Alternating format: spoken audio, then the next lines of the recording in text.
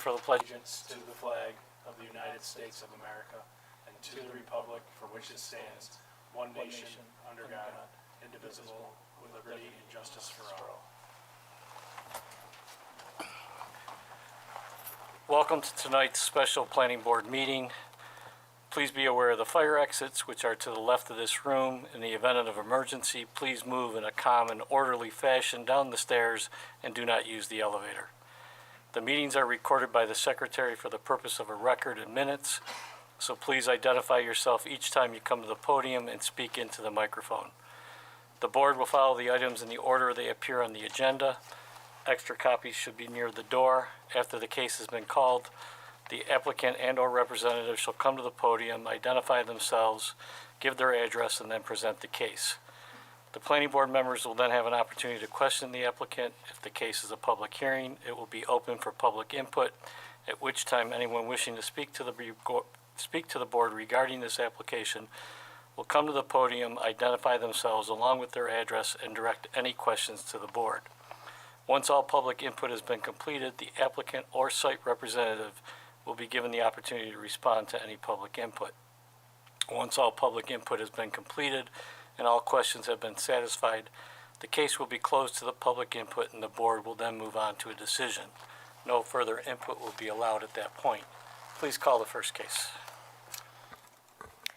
For the first case for our special regular meeting, we have request by Michael Nolan, I-Square, for final site plan approval conforming to existing as-built drawings on premises 775 Titus Avenue, an MCU mixed-use commercial district pursuant to settlement agreement and mutual release dated April 18th, 2024, between the town and I-Square in the litigation captioned Town of Arundecoit v. I-Square LLC.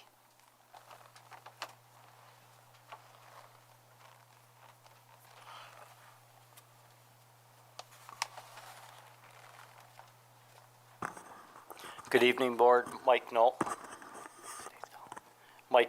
I-Square, offices located at 500 Bakers Park. Following last month's meeting, we had discussed a number of things, and you had asked for updated engineered drawings to reflect the items in the landscape fence plan, planters, and provide them to scale, and a number of other requests within the drawing. We submitted those drawings to the town last Wednesday and are open for any discussion if you've had a chance to review or have any questions or comments on them, but I believe I captured the intent of the board and everything that they requested, and hopefully that have satisfied that requirement. Does the board have any questions for Mr. Nolan? Seeing none. And Kate, could you just review what are the items? I just want to make sure we got them all. Sure. So we had three major items. So depiction of the extent of the decorative fence between the parking lot and Titus Avenue right-of-way, extending around the eastern corner of the parking lot. And this should include a fence detail. The planning board discussed a 3-foot high fence in 8-foot sections. Number two is depiction of requested landscaping and vegetation between the parking lot and Titus Ave right-of-way, including specification of species, location, and quantities of each planting.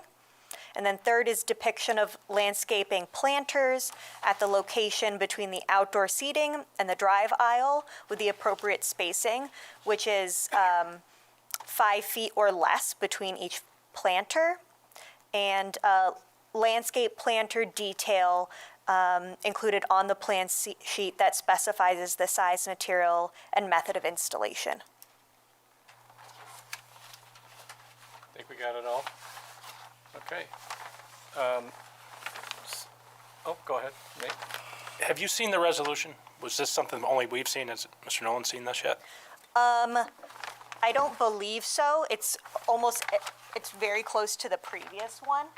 Let me reading it over, see if I have a copy. do you anticipate a full year from today to complete all of these fencing and shrubbery? Not an issue. That's correct. We plan to complete it before fall, Okay. this summer. That's just one thing that jumped up. Thank you. Yep. Good. Seeing no other questions, I believe this was an open hearing, correct? Public hearing. Give us a second, just want to, Should be different. Are just doing the 3 foot height, 8 foot apart, and then this one as well, 5 feet apart. But go ahead and keep. Looks good. so at this point, I'm going to open the public hearing. Anyone who wishes to come speak to the board, please come forward. Seeing none, I'm going to close the public hearing.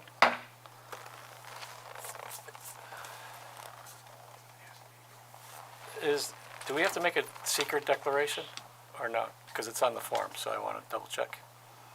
I think we discussed this last time, that it would just be type 2. Okay. So knowing that, I would accept anything from, I figured he would have spoke up. Okay. I guess what I'll do at this point is I'll read the resolution, then ask for a motion. I'll make the motion, and then look for a second. So the resolution for the as-built site plan for 775 Lorraine Drive, I-Square Development, pursuant to the settlement agreement and mutual release by and between the Town of Arundequoit and I-Square LLC dated April 18th, 2024. Whereas I-Square LLC, the applicant owns and operates a commercial and residential development in the town known as I-Square, the I-Square Development. The I-Square Development includes Inter Alia, a cottage-style housing development for senior citizens known as the Brookside Cottages, located at 775 Titus Avenue, Arundequoit, New York, as well as the Arundequoit Brewing Company, the IBC, which is located at the same address. Whereas I-Square received site plan approval for the I-Square development in July 2017 from the town's planning board, I-Square subsequently received approval for an expanded site plan, including the Brookside Cottages and other construction at a planning board meeting on May 21st, 2018. Together, the approved site plan. Whereas on November 29th, 2023, the town filed an action in the Supreme Court of New York, Monroe County, index number F.202, 301-4260, alleging that the as-built configuration of the I-Square development failed to conform to the approved site plan and violated the New York State Uniform Fire Prevention and Building Code, the Fire Code, subsection 503.2.4 and 503.2.5, and the Town Code of the Town of Arundequoit, the Town Code, subsection 235-85, 204-73, and 204-76, the litigation. Whereas the parties have reached an agreement to fully and finally resolve any and all claims in the litigation upon the terms set forth in the settlement and mutual release between the Town of Arundequoit and I-Square LLC dated April 18th, 2024, the settlement attached to this resolution. Whereas the settlement I-Square agreed to submit a complete application to the planning board for final approval as the as-built configuration of the I-Square development per item 2E of the settlement. Whereas I-Square submitted a complete application to the planning board prior to April 30th, 2024. Whereas the planning board has received the as-built configuration as well as the supporting information submitted by the applicant, and whereas the planning board has deliberated the merits of the as-built configuration specifically as they related to the review criteria outlined in item 2E of the settlement. Whereas the planning board makes the following findings with regard to the proposed action. 1. The number of residential units constructed in the Brookside Cottages. The planning board finds the number of residential units constructed in the Brookside Cottages to be acceptable. The original site plan depicted 20 dwelling units, while the as-built configuration includes 14 dwelling units. The planning board determined that the reduction in the number of residential units is unlikely to have a detrimental impact on the site and surrounding area. The number of parking spaces built in the Brookside Cottages. The planning board finds the number of parking spaces built in the Brookside Cottages to be acceptable.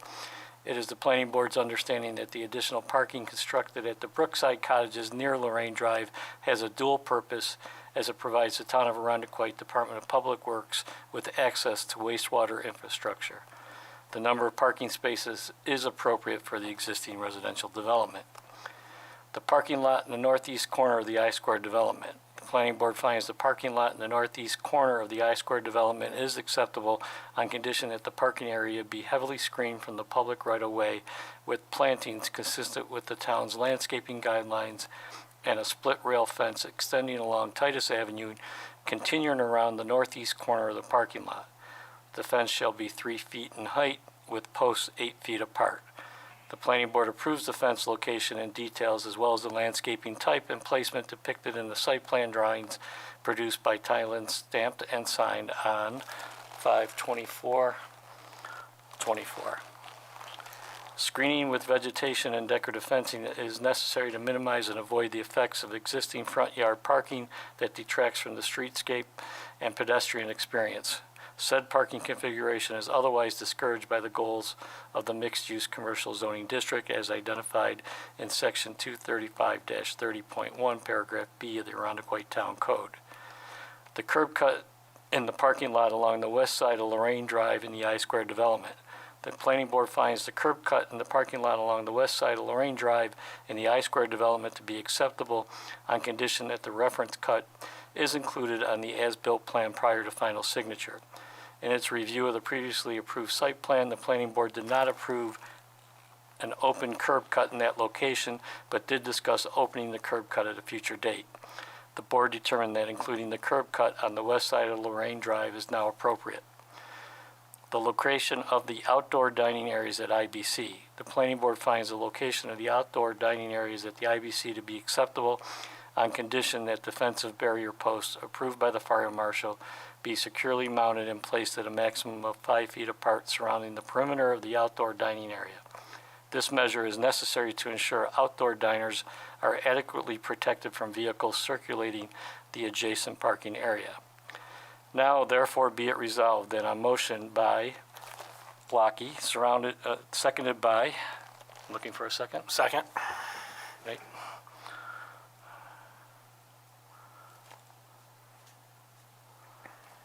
The Town of Arundecoyt Planning Board issues an approval of the as-built configuration of the I-squared development for 775 Titus Avenue based on the findings and conditions outlined above, and be it further resolved that conditions set forth in the above findings numbers 3 and 5 be installed by June 10th, 2025, 1 year from the date of this resolution. And be it further resolved that the applicant shall submit to the town's Director of Development an engineer's estimate for a letter of credit or other financial surety acceptable to the town attorney for the required improvements noted in finding 3 and finding 5 above as authorized by section 235-81, paragraph B of the Arundecoyt Town Code.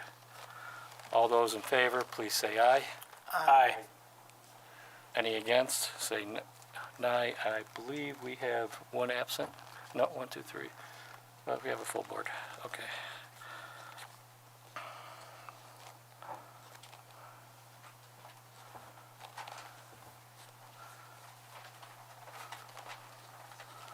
Hereby passes 7-0. Thank you.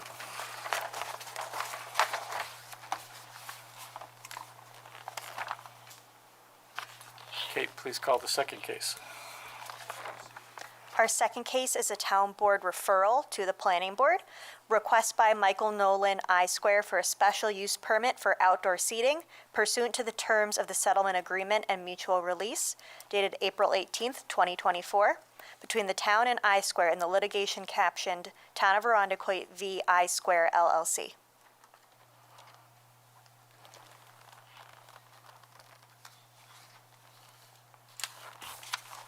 Sorry, I was doing my paperwork. So is there anything from the town, what they wanted us to look at here on this? So, I guess I'll just, members of the planning board that have been with the planning board for a while understand referrals, but for any new members, for special use permit for outdoor seating, the decision-making body is the town board. However, they refer it to the planning board for your expertise as a referral, your recommendations, and so this is for the number of seats.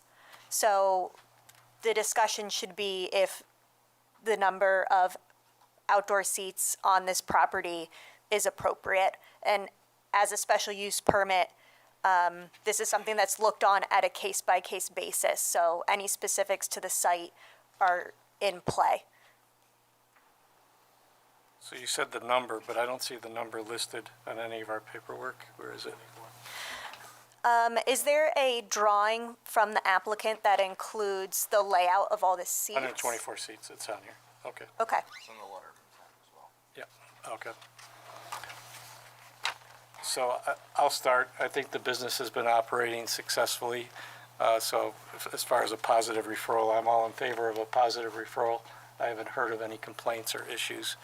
I think we should just make a positive referral based on it's been operating successfully.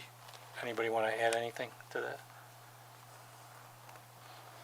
Okay, so I'll make the motion. It's a positive referral. Has been operating successfully.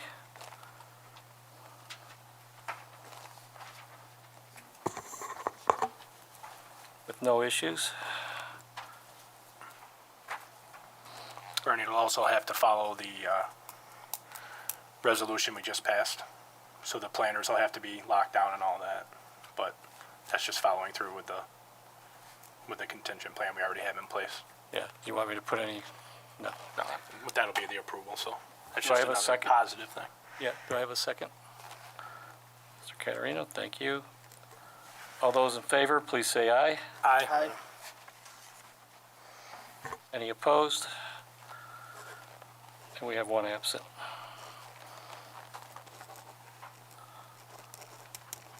That's complete.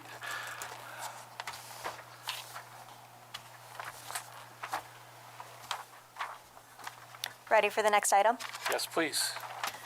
Our last item for our special regular meeting before the workshop, which will follow this part of the meeting.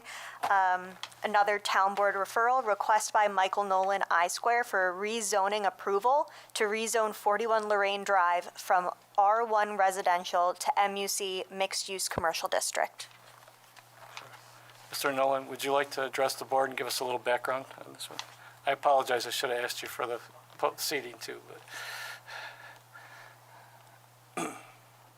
Michael Nolan, I Square, 500 Bakers Park. The rezoning of 41 Lorraine Drive is just to make it consistent with the rest of the road. The entire west side of Lorraine Drive was changed over to mixed-use commercial in 2018 or 2019. And that property was one that we did not own at that time, and the owner objected to it being changed, and the town, of course, that set back on it. And so now we have since acquired the property. That will make it consistent with the others so that they can, it's in the steps toward re-subdivision to combine some of the properties on Lorraine Drive to make it make more sense than it currently does on the tax map. Okay. Does anybody have any questions for Mr. Nolan on this? Does the town have any questions? No, no questions. I'll just note that this part of the process for the rezoning, it does not include any site elements. They're helpful to include in the package so you kind of understand why the applicant is coming to the town board and coming to you all for the rezoning. But I just want to make it clear that that project, the applicant has no obligation to follow through that project. The rezoning is considered separate. No problem. Do you want to share anything about your future plans or at this time? The next step in this would be to have, of course, ask the town board to approve the rezoning of that lot 41. Once that is, if that is approved, it would then go to re-subdivision, which we submitted the documents to the town, but they said they all have to be zoned the same first. Once those are combined, that would be for an extension of the Brookside Cottages, where we would have additional, I believe, either three or four duplexes at the end of Lorraine Drive on the west side of the road. That will come before this board, of course, before any action, but I got to take it in the appropriate steps, rezoning being the first of those steps. Okay. So I'll make anything else you want to add? Any other? Okay. So I'll make a motion for a positive referral. One of the reasons is it's consistent with the other properties on the street. Anybody want to add any other?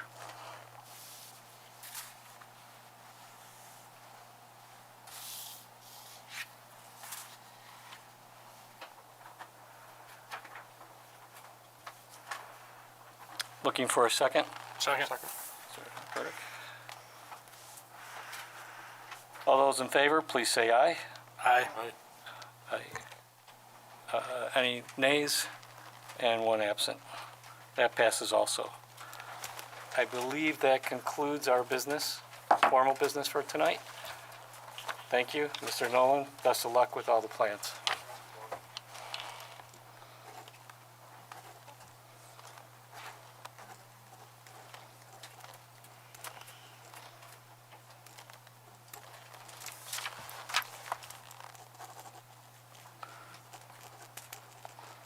Okay, take one brief recess here so I can catch up on paperwork.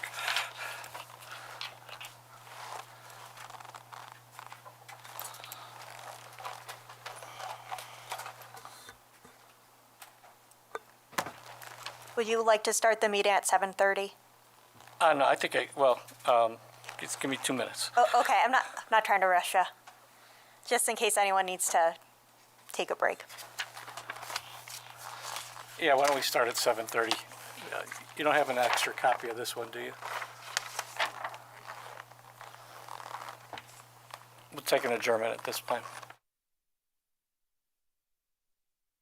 A little bit more formal tonight, so I will ask you if, when you do come up to the microphone, to please state your name so we know who you are and your address. Having said that, let's call the first case. Our first case is case number sketch 2024-04-01, request by Greenman Pedersen, Inc., acting as agent for Carroll's LLC for sketch plan conference for proposed site alterations, renovations, and improvements on premises 625 East Ridge Road in a C business district. Good evening. Good evening, Robert Blood, Greenman Peterson, GPI, 4950 Genesee Street, Buffalo, representing Carroll's and the proposed Burger King renovation at 625 East Ridge Road. Do you all have copies of the plans that were submitted? I was told you would. Okay. So when we were here in April, we received comments on the proposed queuing for the drive-through alterations and additional comments, not only from the board, but subsequently from Labella. I think we've addressed all of those comments. Both of these plans would reflect a removal of parking along the East Ridge Road frontage, incorporating significantly more green space, a pedestrian connection from the vicinity of the Hudson Avenue intersection, conversion from the pylon sign to a monument sign along the frontage, addressing issues such as provision of outdoor seating and bike rack, and hopefully clarified questions on the existing sheds that are located behind the restaurant and the existing masonry trash enclosure, which is intended to remain.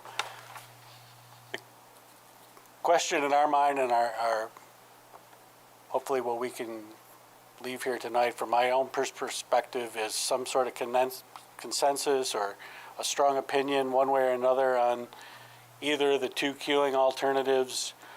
The one that's labeled alternate one is a slight derivation on our original concept. It incorporates a suggestion, I believe, from one of your board members to start including the proposed bypass lane for stacking sooner than it had. This results in a net gain of 2 stacking spaces for a total of 13.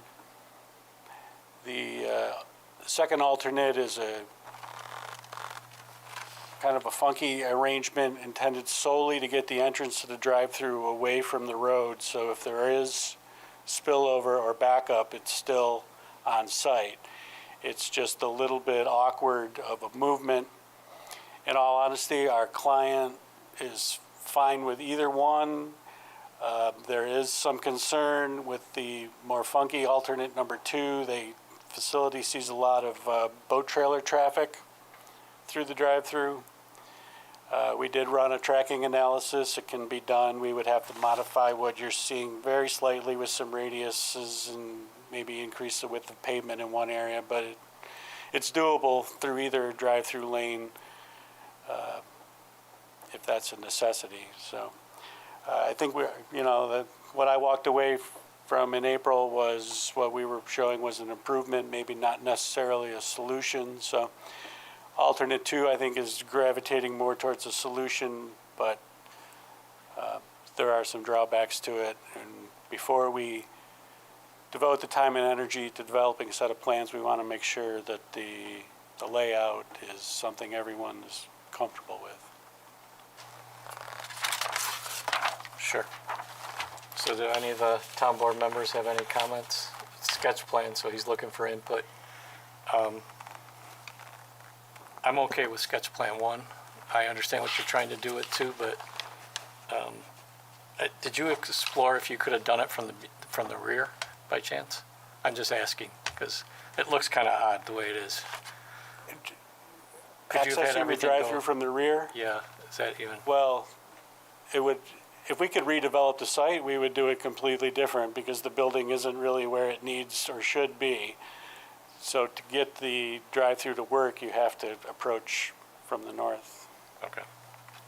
I just asked. I just wanted to make sure it was explored. I mean, I suppose they could have done a complete reversal of the building, but then you've got the main entrance up against the car wash, and so it's, I think another significant benefit to number 1 is that it moves the pedestrian traffic away entirely from the drive-through.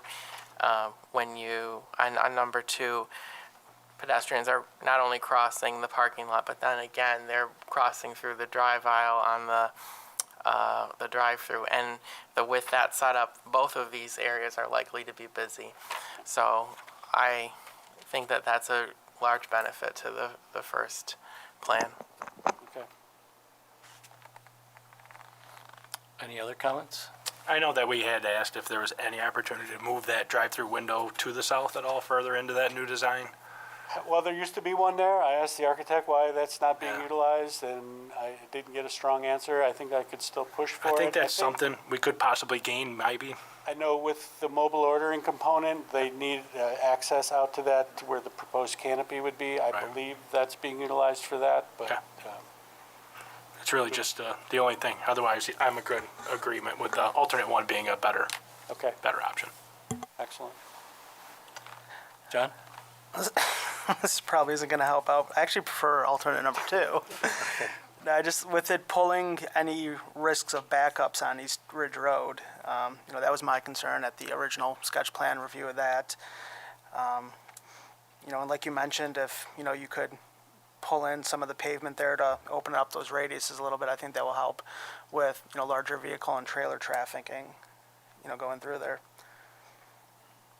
And then kind of outside of, we'll say, vehicle queuing, for the outdoor seating area, is there any plans to, fence that in with something decorative to complement the building? I'm not sure it'd be fenced in. I think we will incorporate some landscape planting at the curb Okay. edge just to provide a little Just something, sense of enclosure. just something to create that buffer and maybe some vehicle protection elements. And that's too. really yet undefined. I'm not even sure if they even have furnishings to accommodate this, but their new building style is supposed to, so we'll work through those details. And you heard about the vehicle protection you mentioned, if you do the outdoor seating? Yes. Well, okay. Anything else? How about the rest of the board members? He's looking for input, so. I like the thought of pulling the traffic away from East Ridge Road, but just turning like that looks difficult. And then if 2 lanes start turning, I just see it difficult happening. I see a lot of confusion myself, but. David, you guys see anything? I like sketch 1. Dan, do you have a preference? Yeah, definitely sketch 1. I know, I'm sure ideally we could move that whole entrance off of Eastridge Road further to the east, but I'm sure that opens up a whole nother set of issues. Yeah. I know the McDonald's entrance is right there, so that, I don't know how the DOT would feel with two entrances right next to each other, Right. Right. but if that could slide to the east any, that could add a little bit more space for some queuing in there in alternate one. Okay.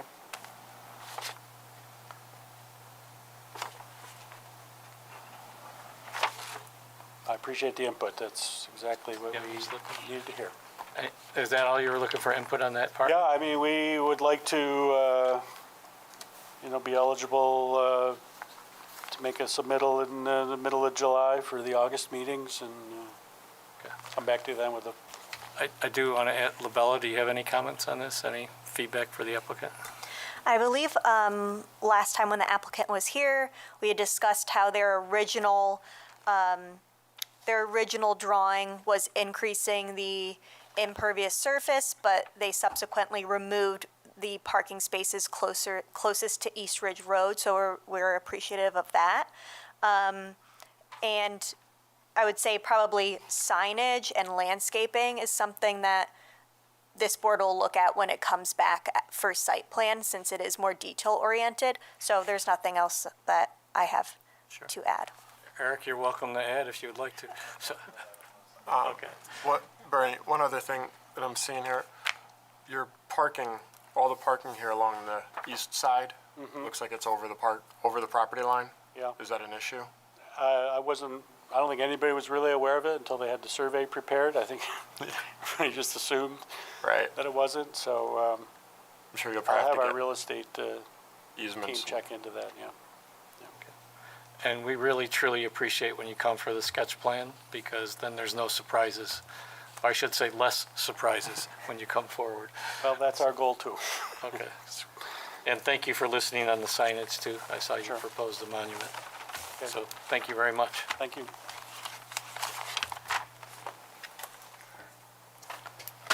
Next case.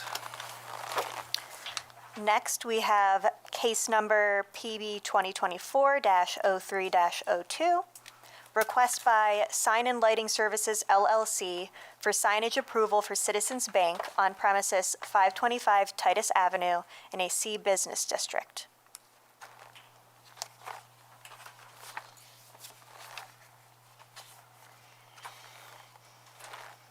Good evening. Kirk Wright, Sign and Lighting Services, 530 State Route 104. I'm here with Devin. Ely with AGI. I'm in Virginia Beach, Virginia, 2820 Crusader Circle, representing citizens. In response to the March 25th response to helping Irondequoit Plan for Progress, we did submit a full response to each of their points. I'm not sure if everybody has had a chance to review. I believe from the last meeting, which I was unable to attend, that the main point was the monument sign, where the one that is existing in front of Dunkin' Donuts is being removed. And the proposal was to have first an illuminated sign in front of the new branch as it moves closer to Hudson Avenue from the existing branch that is kind of back into that shopping center. We did come to kind of maybe an agreement among the bank with the architects that we could achieve the same, I guess, purpose for the public with having a non-illuminated sign that would be, non-internally illuminated sign that would only be lit with ground lighting, which would not exceed the 4,000 Kelvin illumination, along with the rest of the building signs would also adhere to the 4,000 Kelvin illumination to keep lighting down. There was also a point in the response from HIPP that they were concerned about it being so close to residential areas. After kind of mapping it out, we are over 300 feet from any residential area with other buildings and churches, businesses, some houses from any of the residential areas, including the apartment complex, and then the first standalone single-family home.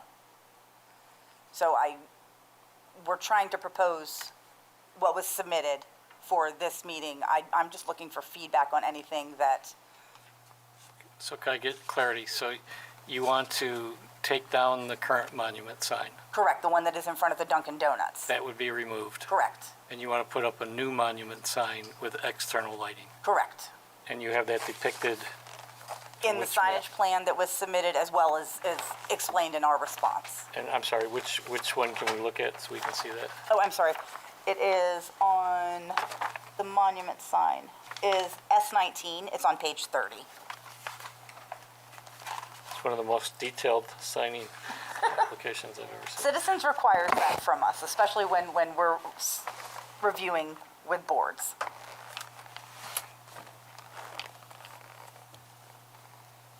It will adhere to the 15-foot setback on the new landscaping that is being proposed.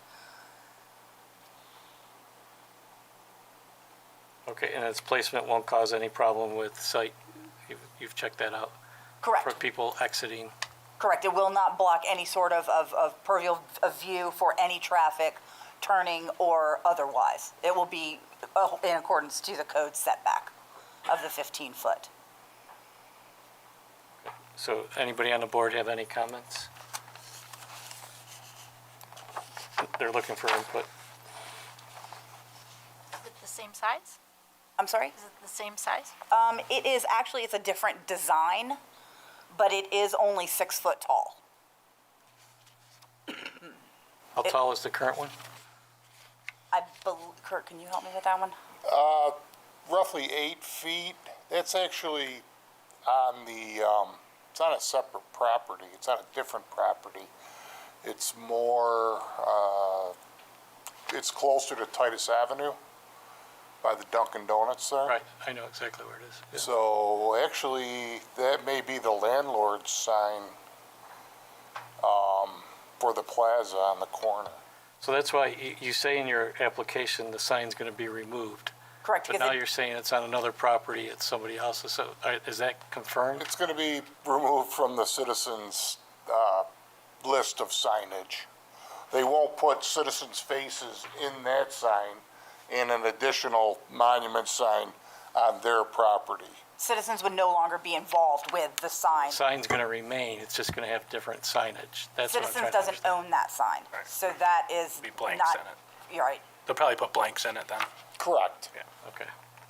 So it's a net gain of one monument sign. Okay. And you really feel that you require this with, I mean, you have quite a bit of signage, 30-some pages of it. Correct. And you really feel, the bank really feels that they require this to be successful? Specifically for traveling on Hudson Avenue, just to allow the public to know where to turn, because the next available entrance is at the Irondequoit Plaza Shopping Center entrance, which then would bring the traffic all the way through the shopping center into the entrance into the parking lot of the bank. Once they turn where the monument sign is being placed, they turn there, and they would just, there is another directional proposed, not branded citizens, just with parking with the citizens' colors that direct them directly into the parking lot. Your customer base there is largely repeat, right? I mean, if you bank at, more or less, if you bank at Yes. Citizens, so you only go through that exercise of perhaps, possibly, maybe not knowing where to turn in one time. And then after that, you would know. And I feel like that would be the majority of folks who are using it. That is a very fair statement, yes. But the bank's looking for it, is that, Yes, the bank is looking for it. so I guess we have to weigh that against, it is a big improvement in that area, so I'll leave that to the board to discuss. But- Any comments? Other comments?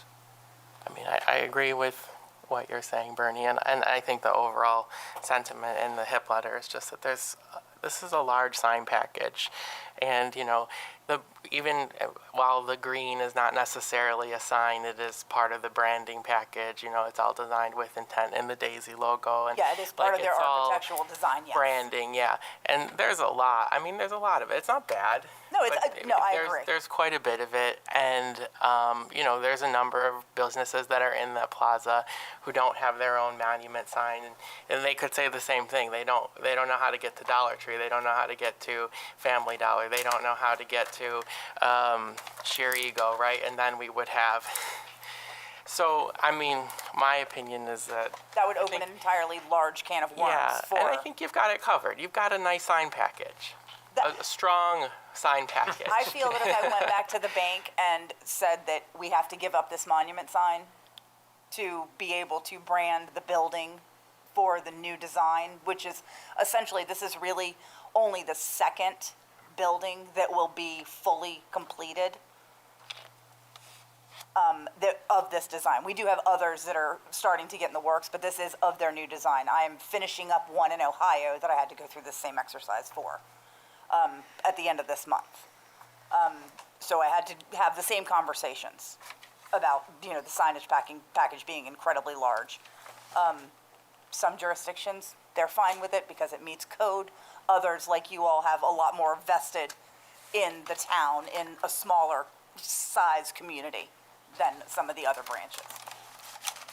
So I'll repeat, I think the building looks extremely nice. Thank you. It is a lot of signs. I could support the monument sign if the bank feels that strong on it, but you got to convince the rest of the board here, so. You do have the case that it's mainly for the drive-through also. When those people won't be return customers, you're looking for a drive-through, you have you're a citizen's customer, you may not be from the Hudson Titus area. Drive-through will be 24 hours, whereas a Family Dollar or whoever else was mentioned, you know, they're closing at 9 o'clock. I think it's fair points on both sides. I can't argue that, so. No, I Is there- absolutely agree. A proposal of the hours the monument sign would be lit? It would only be lit, well, we could do it two ways. We could do it on a photocell, which would incorporate daylight savings time versus non-daylight savings time, or we could do it on timer. So we normally, I would think we would put the same restrictions if this got approved of, is it 1 hour ahead of opening and 2 hours after? Okay. So, I think that's fair.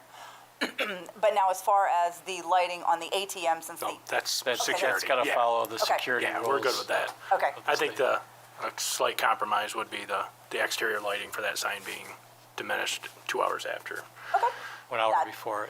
Our normal is 1 hour before, 2 hours after closing. I think that would be very agreeable if it's. So up- bank normally closes at 5 o'clock though, right? So, sometimes 4 o'clock on Fridays. So- The hours for this branch have not been 100% decided. okay. So summertime, it really wouldn't be effective. Wintertime, it would be. Correct.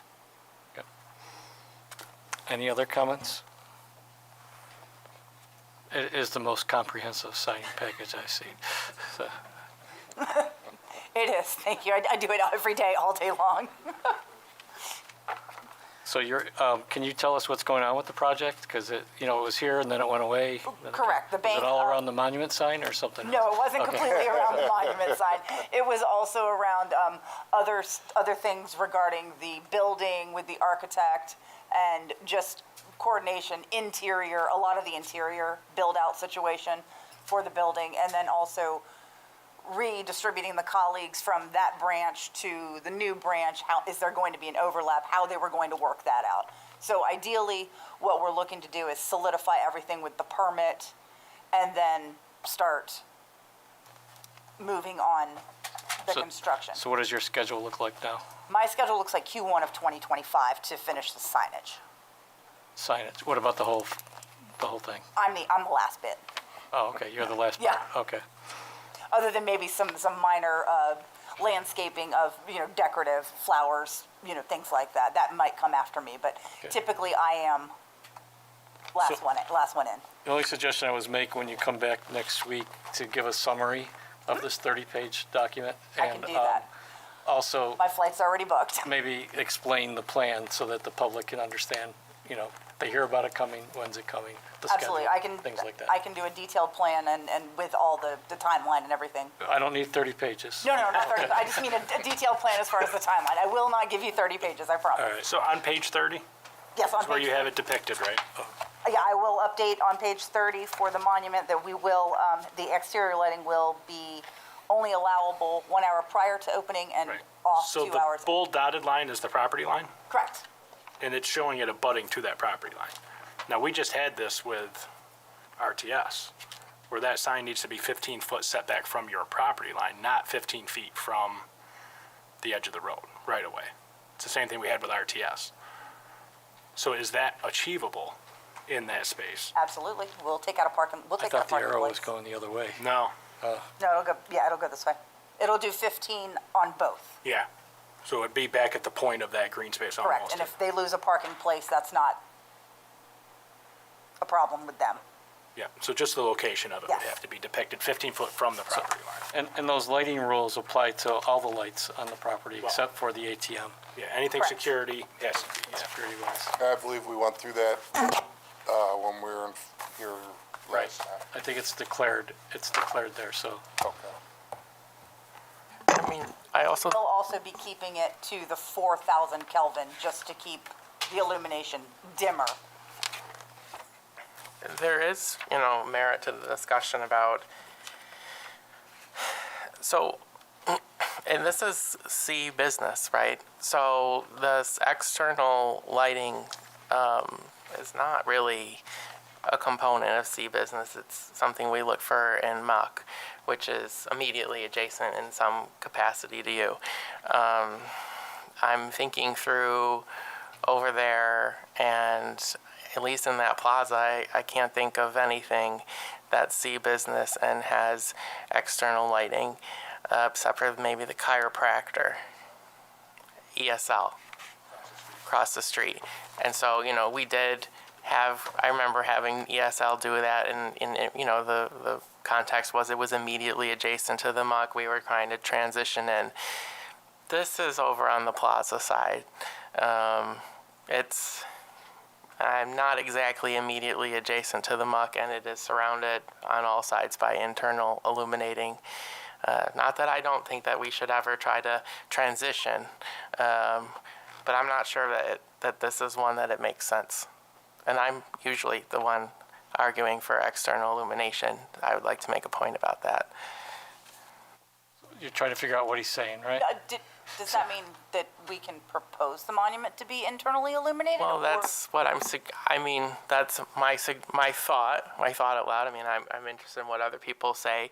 And that's not to say that we've never asked people in C to do that when we're trying to make that smooth transition to the Muck, when it makes sense. But I feel in this case that maybe I would be okay with internal illumination on this because it is nested directly in a plaza surrounded by a sea of internal illuminated. If you were the Dunkin' Donuts, maybe that might be different. That's C, and I might feel differently. Dunkin' Donuts has internally illuminated directionals, internally illuminated awnings, and their sign. But if they ever came back, that might be a place where I would argue, okay, I understand you're C, but you're immediately adjacent to the Muck, and we're going to transition. You're at least a couple parcels down from there. I don't know. I will certainly support external, but I do want to raise the point. I could support either. I don't know how the rest of the board feels.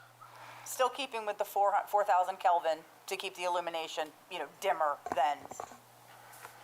I think it's going to be, bank opens at 9, Yes. so 8 o'clock's the earliest we'd want to see it on anyway, so we're at daylight regardless of the time of year. Yep. So How do you all feel about internally lit or? I could go either way on this too, with only due to the location. It's a valid point, so. Looks like you have an option. Yeah. It's a better way to do it. I think that I will definitely update everything and, Will that make it 31 pages? no, Okay. nope. It's okay. Still not giving you 30 pages of an explanation for next week's meeting. Well, no, week after, Is it next week? No, it's the week after next. It's 24th. Right. Okay, I thought I booked my flight for the wrong week. But you might want to consider the bank right across the street is adjacent, but it is also externally lit. So it's up to you. I mean, it sounds like Understood. the board is willing to look at either. Understood, I appreciate it. We're looking forward to the project being completed, so thanks for the update. Thank you so much, and I will relay all of that information to the bank, which maybe could speed up the process, which I'd be glad to do. Great. All right. Anything else from LaBella? Eric, you're welcome to comment. No, okay. We're good. Thank you, everyone. Have a great day. Thank you. We'll see you in 2 weeks.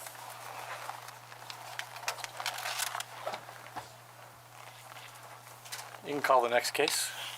Our last case, case number PB 2024-05-04. Request by McMahon LaRue Associates, acting as agent for 43 Northeast Estate for subdivision and preliminary/final site plan approval to subdivide one existing 6.368 acre parcel into 2 lots regarding the proposed redevelopment of an existing building into 22 apartments and 6,000 square feet of commercial space on premises 4530 St. Paul Boulevard, AKA 41 Coldbrook Drive in an R1 residential district.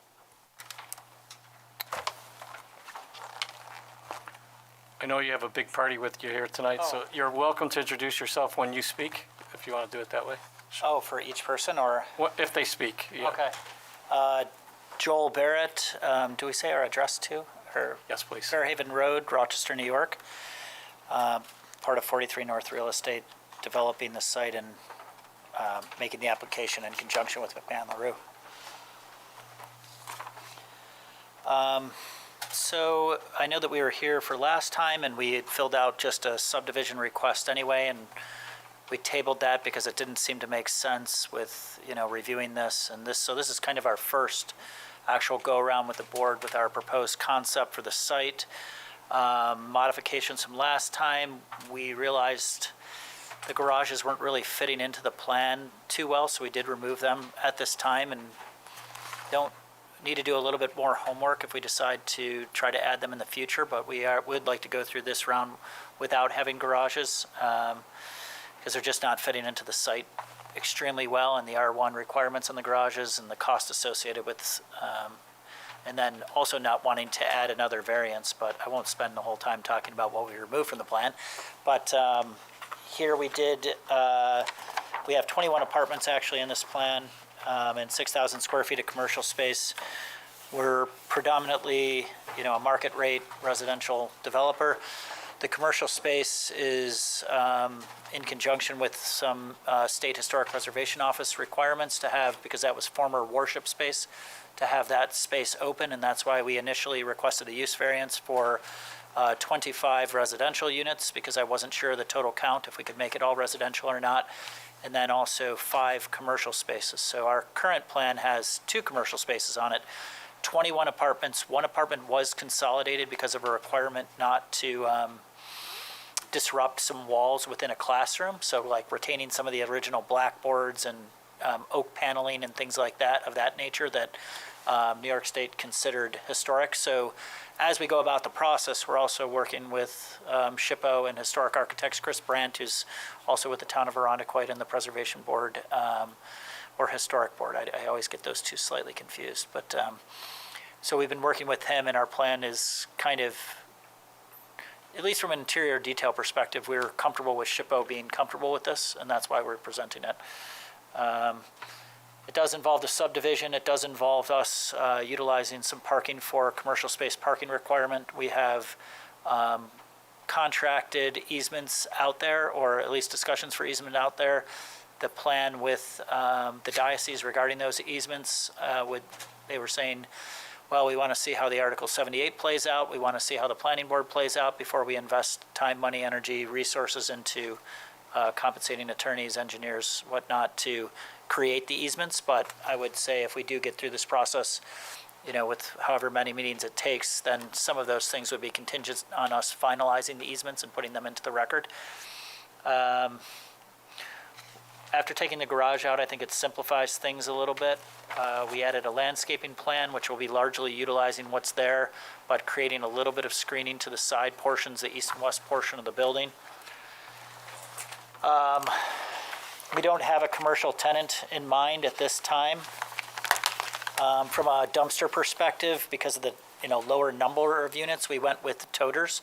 It's something that we're doing on a 30 unit, and we would probably have toters picked up 2 or 3 times a week, including recycling. Once a week just doesn't seem to be enough with toters and people moving in and out, and the number of individuals there. And we don't know our commercial tenant requirement at this time, if they need a dumpster, or if, and I would propose that once we have a commercial tenant identified, there would be a separate separate planning board submission for their use of the space, and what they want to do, depending on what that tenant is. So we just added some mostly tree landscaping around the rear of the area, because that'll be a primary access point to the building. We have our subdivision line. You can see it kind of bisects on the west side of the property. There is a breezeway, and I think we discussed that last time, that the breezeway is part of the parcel that we're acquiring, because there's a door there that we're going to be using to access the west side of our property. There will be an elevator in that position, so we will have an elevator put into the building for ADA requirements. We also put in some MEP plans, some privacy screening in the front, if I go kind of page by page, at least in the order that I'm looking at. Have a little bit of lighting on the back side of the building, but not a ton of it, just kind of repurposing the existing lighting on site. There is some decent lighting that was already there. I'm trying to think of what else stands out from a site perspective. Generally, we're going to kind of utilize what's there and, clean it up and add enough landscaping to kind of identify entrances and make it more pleasant on the more, frequently walked by areas of the property. We're also potentially proposing some outdoor seating space for residential tenants on the west side and on that north of that doorway. But that would just be furniture pieces. The other part of the exterior changes, we are proposing a rear addition to the building, and that addition will be accessed from the current second level, if you consider the basement more of the ground level. It's a 2-story building, but the 3rd story will be an addition from 3 apartments that are accessed. The front door would be on the side. There'll be 2-story apartments. The rest of the apartments in the building are single-story. And then we are proposing a communal deck space, and that will be on more of the northern portion of the building. So we'll be building essentially a door structure up on top of the roof. And we did include some site plan surveys, so you could see kind of what it would look like from the sidewalk, or sightline surveys rather, so you can see what it would look like from the sidewalk. We are going to be updating the water service and electrical service, so we have preliminary engineering concepts on the water service. We planned a 6-inch water service for the building that, according to Greg McMahon, who laid out the system, that can service our sprinkler that we're going to be adding to the building. So we're updating the sprinkler system, or adding a sprinkler system. I think there currently is a small sprinkler system within the cafeteria, if I'm not mistaken, but I could be wrong by that. I'm not positive. There's definitely some existing range hoods and vent hoods down there from when they were cooking, and maybe there's a few sprinkler heads in that vicinity only, but I'm not positive. The old system was run by a boiler, so we are going to go to a high-efficiency heat pump. So our tenants will be all electric service, and we could potentially be reusing the existing gas service for just the commercial space, depending on their requirement. But we're currently planning, and the number of condensers that we're showing in our plan does accommodate all residential units, common area spaces, and the commercial space for now, just so we could show you what it would look like at maximum density, and so you could get an idea of CMs and noise and whatnot. But then also to determine that where they're positioned on the building, that our sight lines are, you're not going to see them. Because we didn't go with a larger kind of cooling tower-like unit, we went with individual units, and that's more of a maintenance issue for us, that if we have a cooling tower issue, which we actually have today at another property, then nobody has air conditioning. And if you have a single condenser, which acts as a cooling tower, and that one's down, then just that unit's down. So rather than getting 50 phone calls about no air conditioning, luckily today was cool, so that helped out the complaint line a little bit. But we're also planning on doing with the 6-inch new service, we'll use a double detector check to be able to set up an RPZ so we don't have a backflow preventer, but then also be able to use that service for the sprinkler as well. I think we have planned, and Greg, correct, are we replacing the sewer too? Are we using the existing sewer, or are we planning on replacing that? I think that there's a 4-inch, but that would be the piece that I'm not positive on. Greg McMahon, McMahon LaRue Associates, 822 Holt Road, Webster. Right now, we're planning to utilize the existing lateral which serves the school, has sufficient capacity, but I think like any project that we've done rehab, at some point in time, the plumber will video that lateral, and depending on the condition, that might require relining. That'll be determined down the road, but the size of the lateral is sufficient to serve the building as it's designed right now. Okay, that answers my question. Sometimes we get in there and we find that it's not good, or it's cracked, or had a few more details on the landscaping plan, some of the signage for ADA parking. With the residential addition, generally, it's something that you don't see a lot on historic properties because of the requirements, but the way that we positioned it and covered less than a third of the building, it's something that they are comfortable with us doing because it's not on the street-facing side. So that's how they look at it, is how the public would view the space and how much they could actually see when you're not on the property. So that's how they were able to make that determination. We actually did a project like this within an R1 in another district, and it was awesome. 2-story units are really unique, and a lot of people feel it's more of like the home that they left. So that's it's been a really popular style unit. I wish we had more of them, but we only have 3. So it allows us to add some 3 bedrooms and to have some potential families being able to stay in those apartments too. But the rest are 1-story, which people also like because 1-story living, and we have an elevator. So that's also something that's really nice. On the lower levels, we did put some residential units. One skip ahead on the south elevation, you are seeing 2 different presentations at this time. And the only reason that is because SHPO needs to make a determination on which one that they prefer. Generally, they want some level of distinction between the existing space and the new space, so you're not confused by an inaccurate historic representation of the building. So that's why you're seeing a different mix of materials, but they like to see the continuity of the banking of lights or the banking of windows and some rhythm and of the addition. So it looks like there's continuity, but it's clearly distinctive that they were built at different times. So we're not trying to emulate the existing conditions and trying to make it look identical. We're trying to create, a clean, bright line between the historic property and then our addition to the space. Geez, I don't think that ours were very numbered, so I'm probably not going through the same order of the documents that you have because I see people flipping around rapidly. My pages aren't numbered, but I was looking at this south elevation. Please tell me you guys have that. No? No elevations? This was, I think, a copy from the... No. No. It's the same. We haven't touched... It's doing subdivision right now, so really it's not relevant anyways, right? No, we're actually doing both. We're doing site got plan it. and subdivision. That's why we... Yeah. Yeah. Okay. Yes.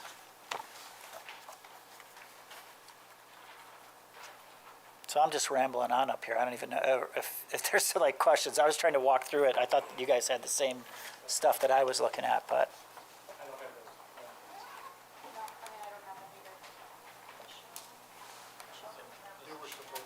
Yeah, okay.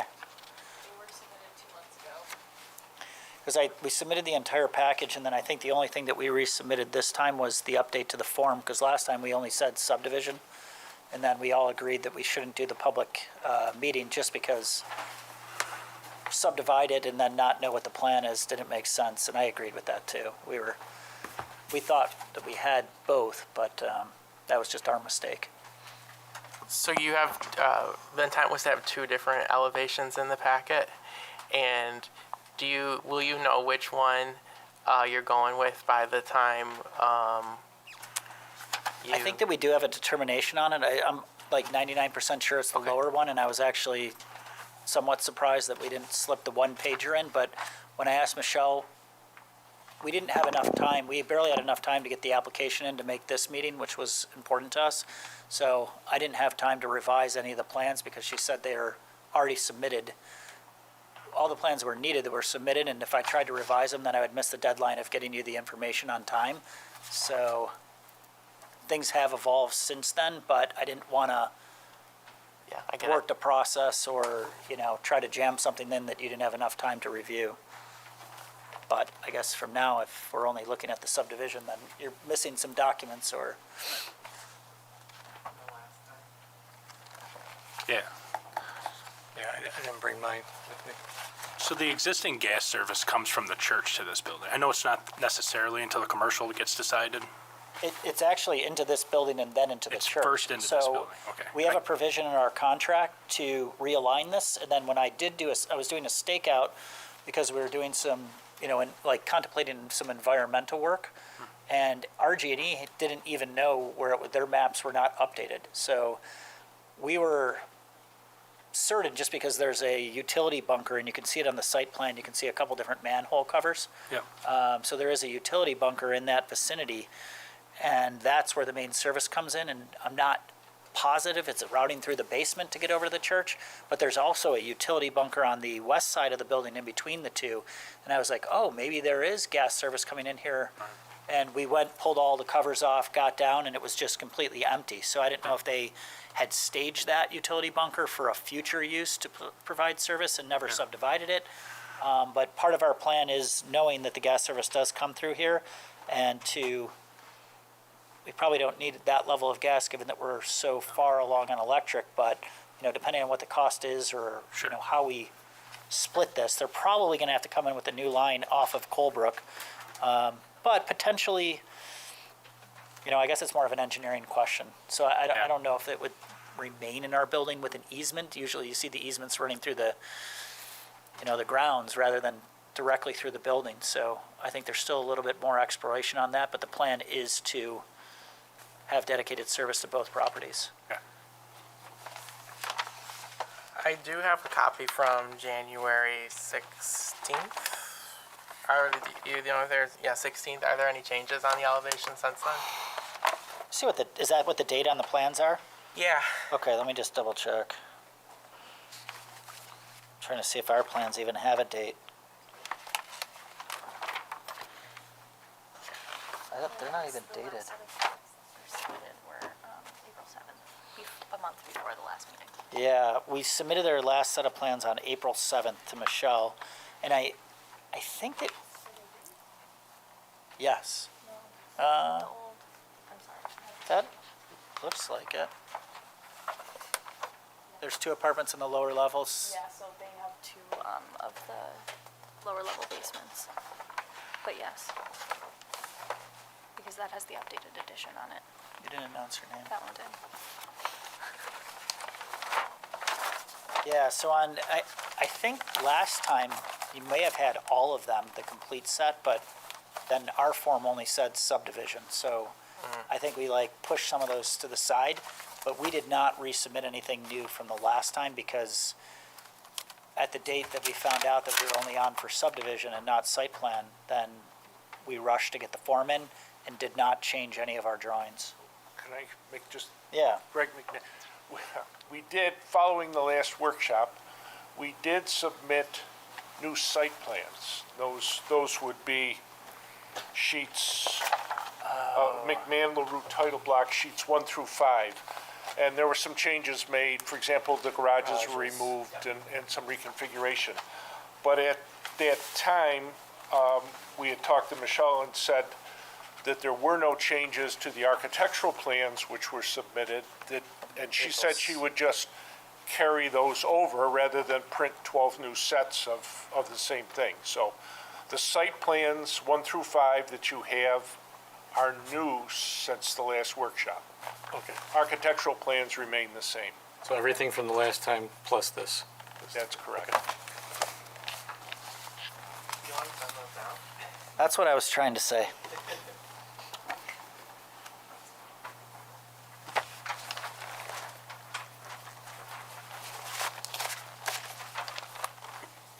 Joel, in talking about parking, the required spaces are 71. You're proposing 50 on the property. Is that without the commercial space?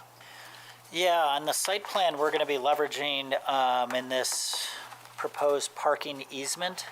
So there will be 30 spaces that are as part of an easement for the commercial parking requirement. I think it's 4 parking per 1,000.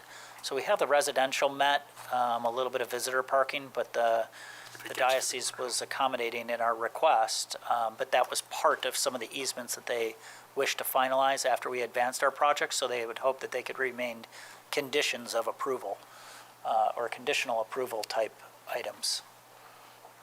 And especially, also the Article 78 was awarded, in the town's favor, and they did rule on our side as of last week or so. So that was positive.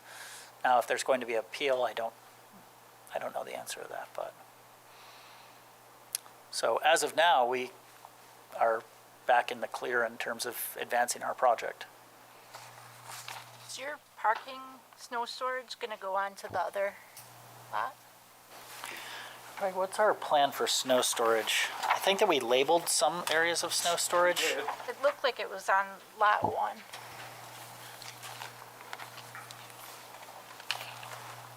I remember asking a little bit of a question about that. We labeled some areas for snow storage around the building. I mean, generally, the way this parking lot is plowed now, that they're, with any large parking lot like this, you see it in Wegmans, generally they pile snow, they pick a portion of the parking lot and they pile snow there, and if there's a problem, they have to truck it away. Fortunately, the last several winters in Rochester, we really haven't had that issue. But again, with a large parking area like this, there's some limited places to put it adjacent to the parking lot. But more than likely, they'll, if there's any great snowfall, they'll pick a spot over in the corner of the property and just build a pile with it. And that's pretty standard for any large facility. So usually we have it marked on the site plan.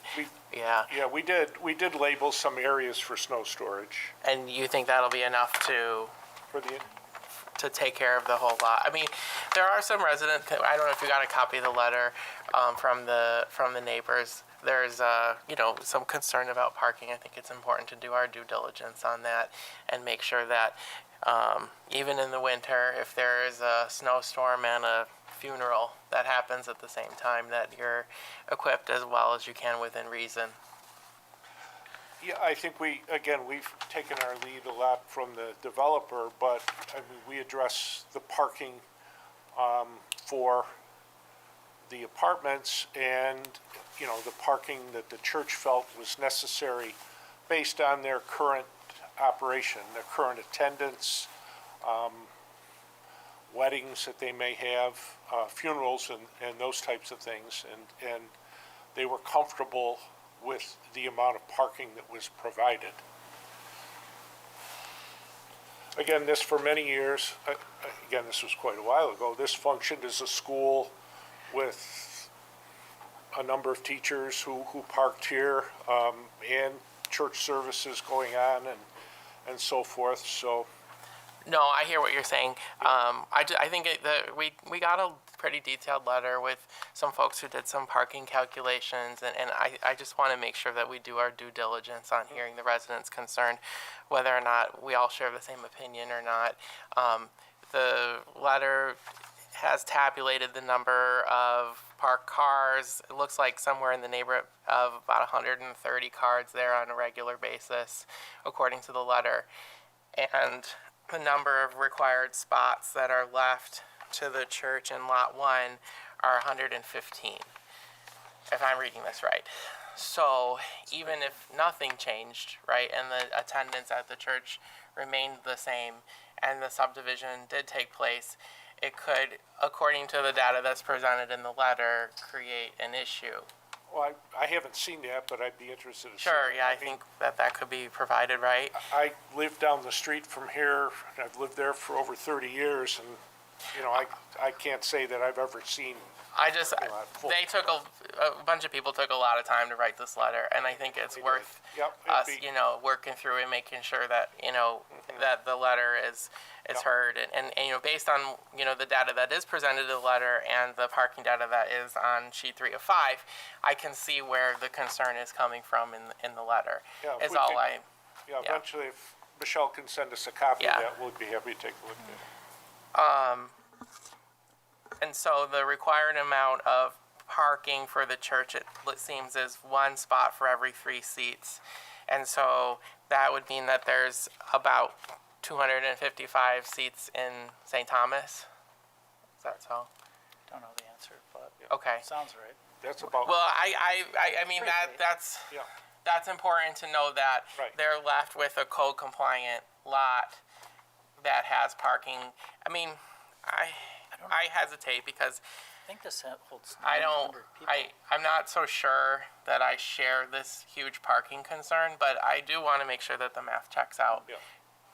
Yeah, I definitely, I'm almost positive that this is all pre-existing non-conforming, so if you had to get the required number of spots as it sits right now, not happening. Like, if you had the required number of spots for the church right now, 255 doesn't, it sounds light. I'm not sure if they've removed seats or whatnot, but, I mean, it's I a, think that's a number that the diocese gave, or. Was it? you- Okay. Yeah, I mean. I'm we just can saying that I research don't it. think that the parking conforms to the exact code as the parcel sits. So you have 2 pre-existing non-conforming with the school and the church. Yes, they operate on different days, so I think that's how it kind of works. Sure, But yeah.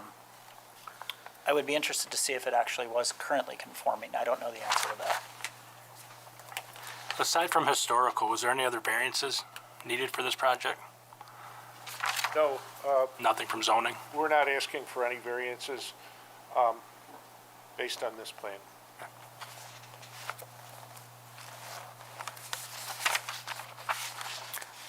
Just alluding to the letter that Mr. Huber had mentioned from residents, you know, in it, they're claiming that the 4th floor apartments weren't a part of the use variance approval from the zoning board, so if we can just get confirmation by staff in advance of that, you know, what we're gonna be approving is in line with that. And then, just my second item, I know I brought it up at previous sketch plan ones, fencing to the east of the driveway there for the resident for Colebrook. We can just get something solid there for that individual. You're talking about kind of that stucco, kind of craftsman style house on the corner there? that Directly had the- east of the driveway coming in off Yeah. Colebrook Ave.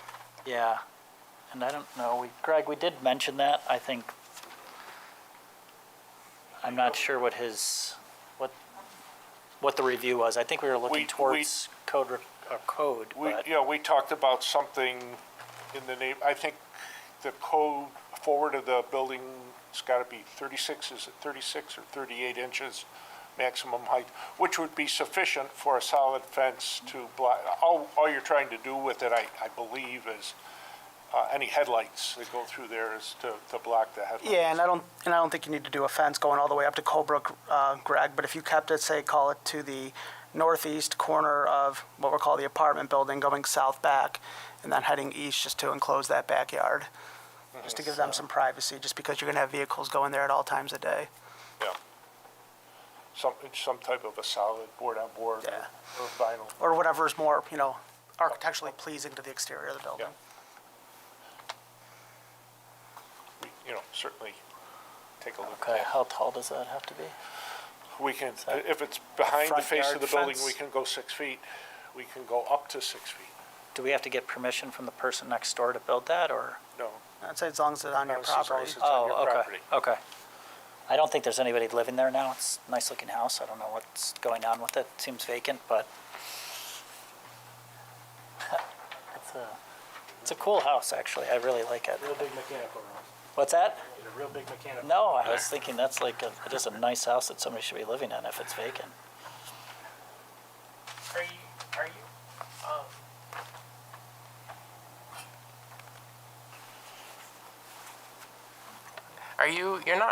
Are you building any new parking spots?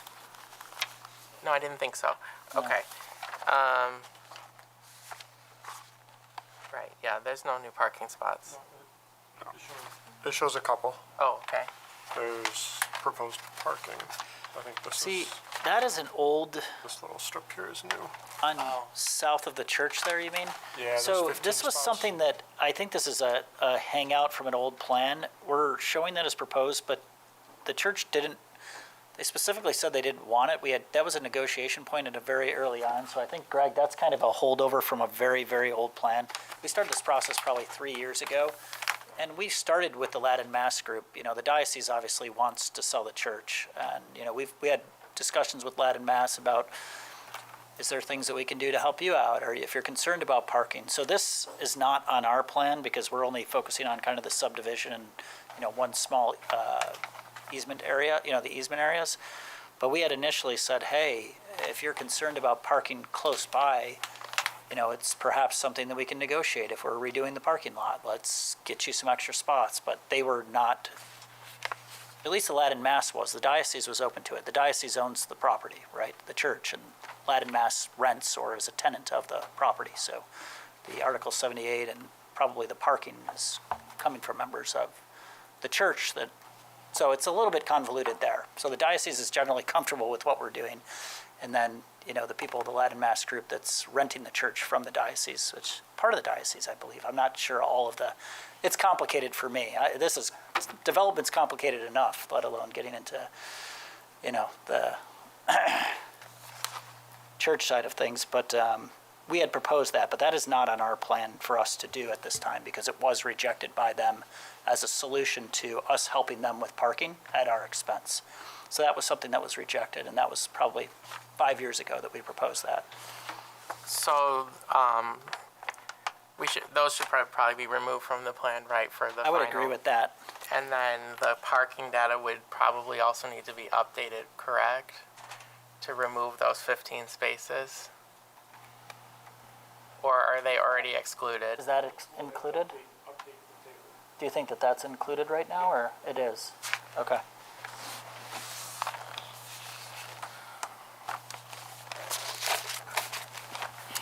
And I do see the times that I do go through, because I end up going down probably every other week down to Duran Beach with the kids and stuff like that, or Bateau Place, trying to find a friend's house that lives down in, you know, off of Rock Beach there. And I always drive back through, which I do see a lot of parking up on, you know, this roundabout, whether or not that's allowable parking or we can include that in the count. And then I do see the streets and the corners pretty full along there too on Colebrook for parking. Less so the lot, but I don't know if there's any consideration to that if you are contemplating trying to get to a specific number. Well, I see them on the loop, and they seem to be counted right now as 8 spots. Okay. I mean, I don't want parking to hang up this project, but I do see the points that are being Yeah. raised. I have to be honest, I do understand them. Yeah, and we've attempted to, you know, have some type of communication with the group, and we had a meeting, we discussed things initially, you know, proposed this parking, talked about, you know, I don't know, just if there's extra plowing or maintenance or landscaping or, you know, do you want some of the commercial space for a coffee shop, and just, you know, we really tried, so I'm not sure. And I can understand their hesitation. I don't. Yeah. I respect their And community and what they've built there, and I don't want to do anything to take away from that. And I don't think this project does. there are plenty of churches and large auditoriums that exist without any on-site parking, True. and it works. But we really are trying to create a plan that is respectful to them and our neighbors, and we do have attempted multiple conversations outside of this room before we even move forward with any plan whatsoever. So it was collaborative, and I think that's kind of the consistency in our approach. before you remove those 15 spaces behind the church, might be advantageous just to confirm with the town of what the required parking count is, just because looking at the parking data table, you're showing 156 spaces required, total spaces on site is 165, and if you subtract those 15s, that will put you under the 156. So you might need those spaces.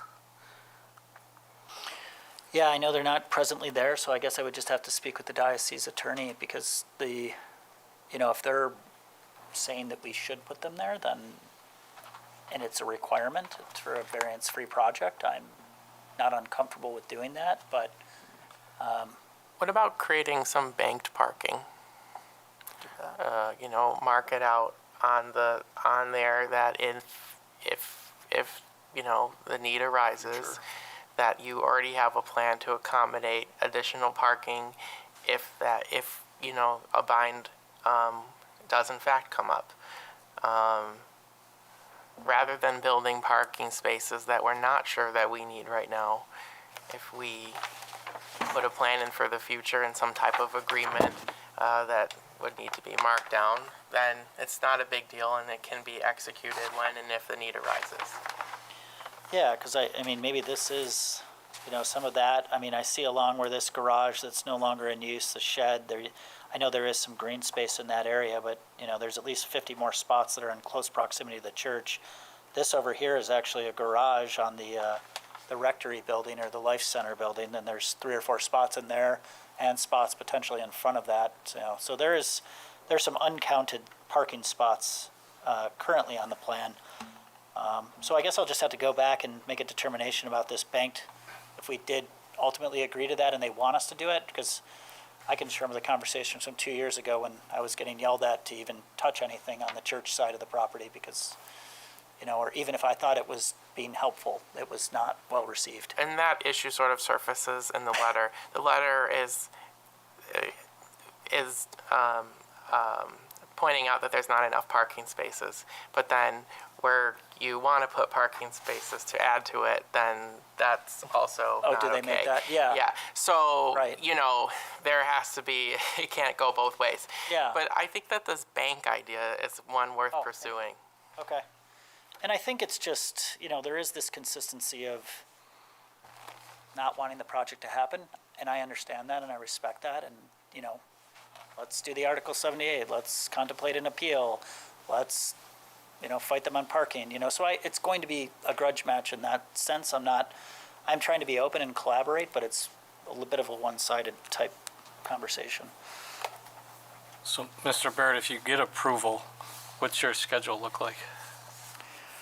In terms of approval, we think this is probably a 14 to 16-month construction project. So, if we're getting approvals, there'll be some other things that we need to do prior to closing. So from the point in time we close, it's going to be dictated on historic, but I'm thinking by 24 months we'll be people in apartments.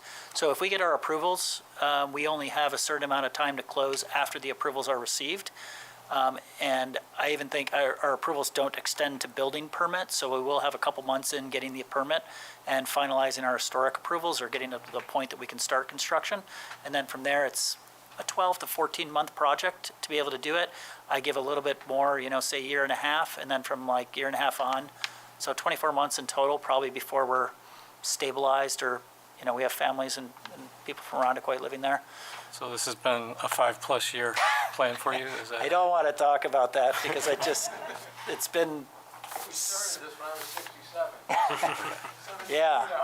I don't even think I was in my 40s, and I didn't have this many gray hairs. I had probably a couple, but, and this didn't give me gray hairs. It wasn't that, it's been a long time coming, but I mean, I really think going slow with this and like educating the public, trying to have the meetings with the Latin Mass group, like going out and doing our community meetings, trying to do surveys, just, talking to the board, multiple meetings at the use variance process, which were contentious. Now the Article 78 kind of slowing things down. And, even though that's done, there could be an appeal that would kick out 6 more months. So nothing good happens fast. Is that fair? So you don't have any plans for signage, but when you get a tenant, that could change? Is it?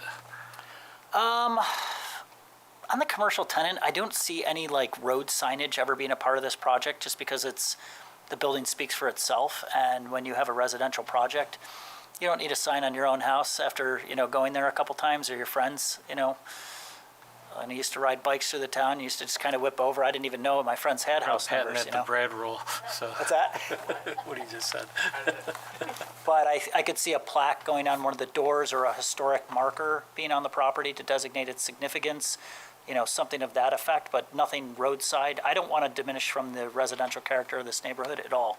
Okay. I want this to be as seamless as possible. You would have to come back for that anyways if you did anything like that. I would like it internally illuminated, though. No. I just learned about that. That was a cool option. A great side I pack. just learned about that. So is there any other questions? Go ahead. The elevator you mentioned at the breezeway, was that in a new? That's an additional? Because Yes. before, I remember we were talking down a few stairs to get to an elevator or up. Yeah. So there wasn't a true grade. Right. We had to bring in some structural and architects to be able to devise a place. And then we also, because of the size of our development, we could get away with it's more of like a Lula. So it's maybe just passenger elevator exclusively. We have very wide stairwells, which will help for moving things around on the interior. So I'm not as concerned. Where on another property, we have a slightly larger commercial elevator, but we have to move on it. So that becomes more difficult. So this will be a passenger elevator. It will hit, basement all the way up to this, second floor. It will not have access to the rooftop, just because it wasn't a code requirement, but it was also very difficult to do, and adding an addition for that, trying to find a place for the mechanical space when you're on a slab already, and then you're trying to go up, it would have created like a 15-foot structure on the top of the roof, which I didn't think was a good look for the property, so. And then the second floor, the units that are the proposed 2 stories they will have access only inside the unit itself. So you don't have to get onto the roof to access it. And the structure that's going to be built to be able to get to the deck, which is also step back from the side, fenced, railed, is more of just, I don't want to call it a shed, because that kind of diminishes what it'll be. But it's not a wide structure to accommodate a door, and then to be able to make the angle of stairs coming up for a person to walk on. We actually just put one on a building from 1865, and you almost can't notice it. Anything from Labella that you'd like to? Not at this point, but we'll have comments. Okay. Mr. Barrett, do you have a website that we can see some of your projects at or anything? Yeah, we have our 43 North website, which is 43, wait, do we have development projects on that one? Oh, okay, so I guess they're on our construction website. So we have Base Build, which is with a C, B-A-C-E. That's our general contractor, and my business partner Eric is here. We also have a website, rockford30.com. And that was our City Hall project that we recently completed. And then the banksrw.com. All right, so then we have the banksrw.com, which is a project we did in Fairport. So between those 3 sites, one is to our property specific because they were larger. And then some are just project specific out of the construction company for us as a general contractor that for residential and multifamily, just a combination of some of our more recent work. So you said 43northrealestate.com? I'm sorry. I'll write it down for you. If you could send it. that'd I'll be send great. a link to some of the past projects. But they're all, and a lot of people were like, why would you do this project? But we're adaptive reuse. We can only afford to do a project of, a certain size. It has to be historic buildings. So it's kind of like, not that I wanted to force it, but this is a very good, viable building to be repurposed, and somehow they have to be vacant for 10 or 12 years before we get a chance to buy them. I don't know what it is, but if it hasn't been vacant for a good decade, then we don't get a phone call about it. We're kind of the last person to call. I'm thinking that's, when you need an older building taking, saved or redeveloped, and it's historic, so.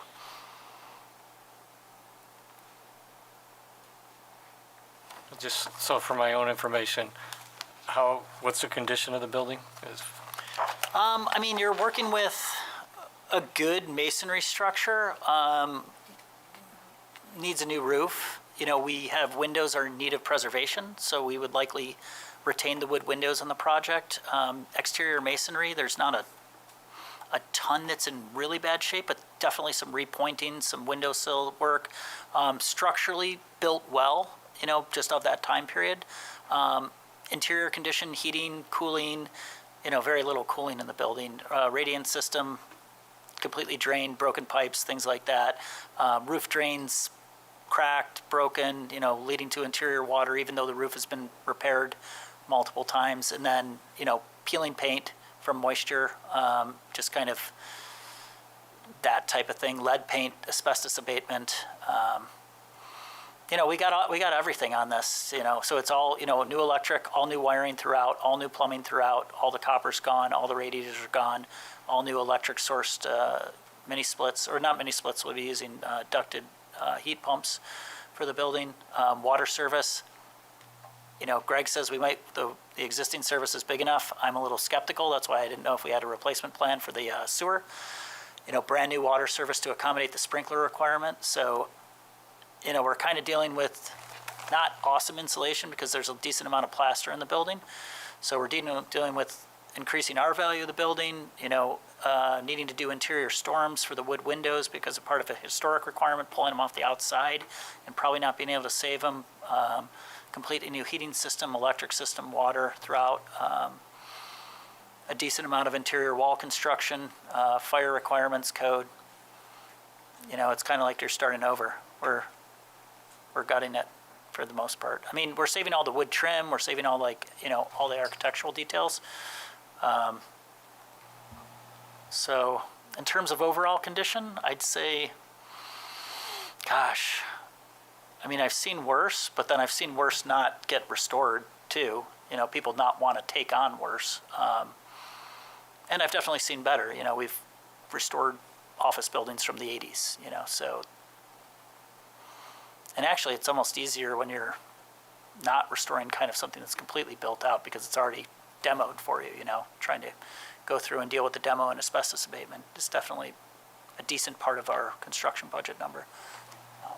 But it's hard because everyone points to the one thing and says, oh, well, what's this going to make this less expensive, or what's the one thing that's going to make it more? And I wish I could pinpoint one thing, because we have a project we're doing right now, and I'm asking my business partner over there, like, all right, well, how can we save, a big number? And he's like, no, there's no big numbers to be saved. It's either you're saving a few $1,000s here or there, or you're going to get the death of 1,000 cuts on real estate where that costs $10,000, this costs $10,000, this costs $10,000, and they just add up, and you get 20 of those and you got an extra $250,000, $500,000. So that's the scary part of the development process.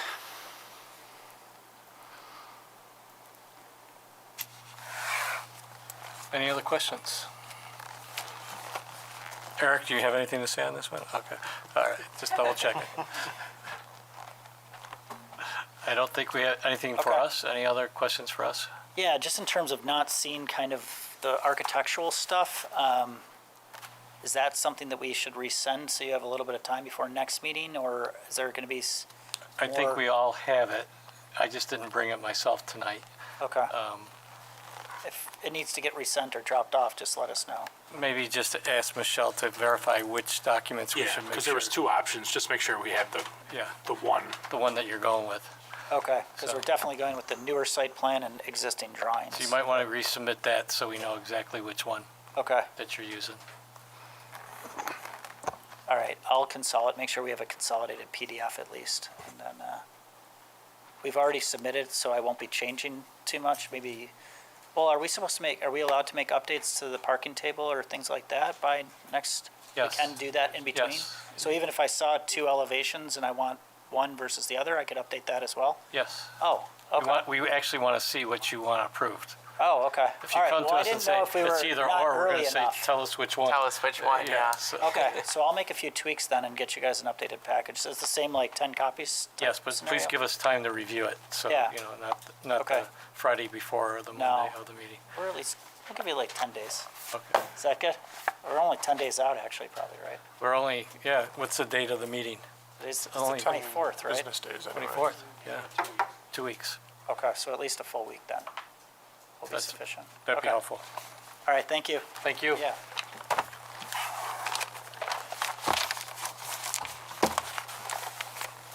Anything else? Nothing else. And our next meeting is Monday, June 24th. June 24th. Okay. Thank you. With that, I'll move to close the meeting. Do I have a second? Second. All approve, say aye. Aye. Thank you.